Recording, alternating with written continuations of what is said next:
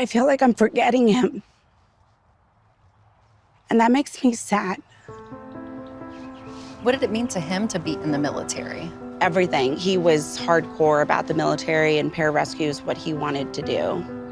Because Kylie and Kaylin were only 1 and 2 when he passed away, I made it a point to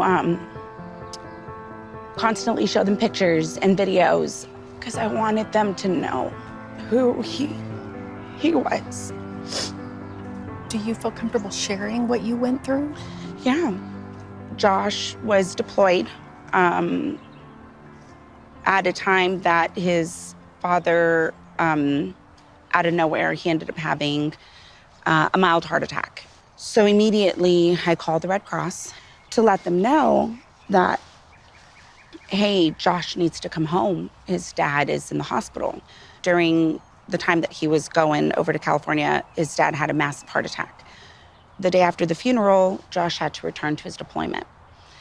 So when he returned from deployment, it was a few days after Christmas, before New Year's. We waited to open presents until Josh got there. Upon entering Easter timeframe, I noticed that Josh, he was like staying up late. He was also starting to drink alcohol. We had a talk, and I said, I'm very worried about you, and this is, I think you're depressed. He said that he would not drink alcohol anymore, and so we went with that. It was a few days afterwards, and Josh said that he was going to go to the shop and he'd be right back, and I said, okay, cool. He returned with like one of those quart bottle sizes of vodka, and he pours himself this big drink. I called a supervisor, and I basically kind of gave him the lowdown, like, hey, Josh is depressed. I believe he's developing a drinking problem.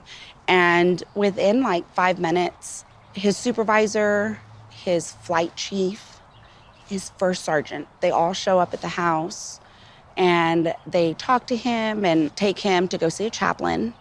And then they take him to schedule some alcohol class of some sort. So that's like afternoon time. He had work the next day, and when he would arm up like with his weapon, it was around like 4 a.m. They armed him up for work. He walked over to the house and woke me up. He reached for his gun, took it out of the holster, put it up to his head, pulled the trigger, but no bullet was in the chamber. And at that point, I was awake. And at that point, I'm fighting him to like wrestle his gun out of his hand. But he overpowered me, and he took off running, and he ran to the back porch. He pulled the trigger a second time, and he shot himself in the head. Kylie and Kaylin stayed asleep through the entire ordeal. That is the most traumatic thing I've ever been through. When I finally went to the hospital, again, they were like, we're going to take you to see him. And that's all I was being told over and over. And so when they finally took me, they take me to this room near the waiting area where a bunch of military people are waiting for me. That's when I learned that Josh was dead. And that's exactly what happened. It did a lot of different things to me. I was always crying. I was a mess. Any song on the radio would trigger every single emotion. If you could say anything to him right now? I would tell him that I forgive him for what he did. I believe in my heart he did not mean to do it. I think he just got lost in the moment at that time, and this was completely out of character for him.